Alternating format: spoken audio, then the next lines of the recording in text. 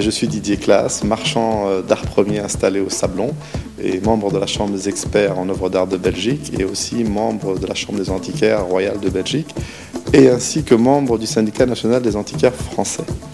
La galerie est ouverte au public, donc je suis situé au Sablon, la galerie est ouverte, je suis galeriste depuis 10 ans maintenant et j'ai ma nouvelle galerie depuis 2 ans. J'ai un espace assez convivial dans lequel il y a un rez-de-chaussée où la galerie est complètement ouverte avec des objets qui sont ouverts au grand public. Et puis là nous sommes sur le premier étage, donc qui est mon bureau et le salon où j'accueille mes clients privilégiés auxquels je vous présente mes plus belles acquisitions en toute discrétion. Une passion je ne sais pas dire si c'est une passion qui a débuté à un moment donné, puisque je suis né dans cette passion. Donc c'est pas comme si j'avais... On me demande souvent quand avez-vous commencé le métier de marchand d'art africain.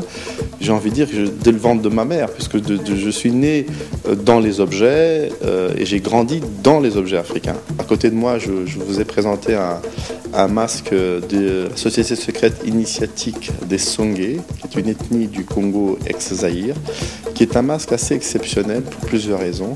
C'est probablement la plus belle réalisation sculpturale du visage humain dans l'art d'Afrique centrale. C'est un masque qui a été collecté dans les années 30 par un docteur qui s'appelle Dr Muller, qui a ramené cette pièce de son voyage sur place et qui a conservé l'objet jusqu'à ce jour. C'est une pièce exceptionnelle dont il existe 2 exemplaires similaires et l'autre n'étant que celui du musée du Metropolitan de New York et le second étant dans une collection belge.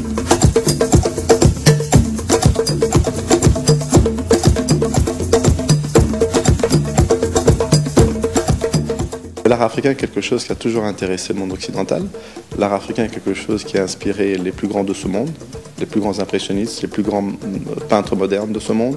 On n'en citera que tels que Picasso, Derain, Gauguin, tout cela. Mais c'est vrai que l'art africain aujourd'hui, nous le voyons comme des objets d'art, mais pour les Africains eux-mêmes, ce n'étaient pas des œuvres d'art, c'était des sculptures rituelles, c'était des masques pour se guérir de certaines maladies, c'était des masques de danse, et les statues étaient considérées comme des fétiches. D'ailleurs, sur certaines grandes statuaires du Congo, la chose importante sur la pièce n'était pas la sculpture, mais la charge reliquaire qu'elle détenait. Donc la pièce désacralisée ne valait absolument rien à leurs yeux. C'est nous qui avons trouvé en ça, effectivement, un art.